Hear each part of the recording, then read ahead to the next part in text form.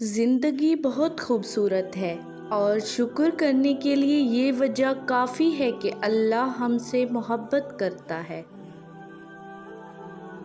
امیر ہے وہ جس کے دل میں دوسروں کے لیے احساس ہو۔ حضرت علی رضی اللہ تعالیٰ عنہ فرماتے ہیں، کبھی تم دوسروں کے لیے دل سے دعا مانگ کر تو دیکھو، تمہیں اپنے لیے دعا مانگنے کی ضرورت نہیں پڑے گی۔ تم اس کی مصلحت کو نہیں جانتے مگر وہ رب تمہاری ہر تکلیف کو جانتا ہے۔ کائنات کا پہلا گناہ نہ شرک تھا نہ کفر، پہلا گناہ تھا میں اس سے بہتر ہوں۔ اللہ کے خزانوں میں سب سے قیمتی چیز راہ ہدایت ہے، یا اللہ ہمیں راہ ہدایت عطا فرما۔ ناخوشگوار چیزوں کو خوشگوار طریقے سے قبول کرنے کا نام زندگی ہے۔ اللہ پر ہمیشہ بھروسہ رکھو، کیونکہ اللہ وہ نہیں دیتا جو ہمیں اچھا لگتا ہے، بلکہ اللہ وہ دیتا ہے جو ہمارے لیے اچھا ہوتا ہے۔ لوگ چاہے کتنا بھی برا چاہیں، ہوتا وہی ہے جو اللہ چاہتا ہے۔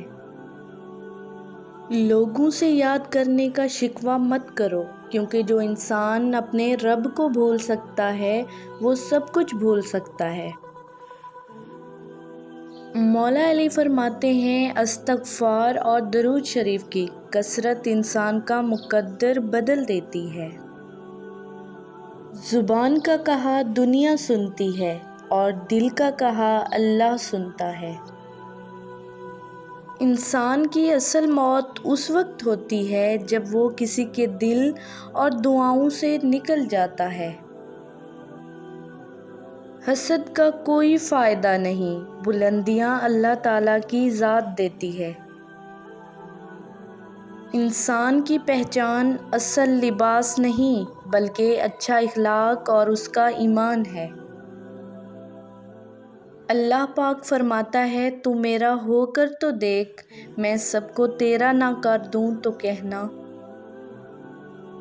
رزق اور عزت کسی کے اپنے اختیار میں نہیں، اللہ تعالیٰ جسے چاہے دے دیتا ہے۔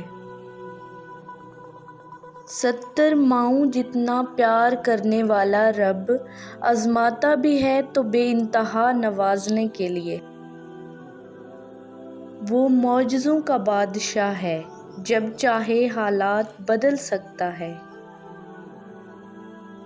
گزرے ہوئے کل کا افسوس اور آنے والے کل کی پریشانی ہمارے آج کو بھی خراب کر دیتی ہے۔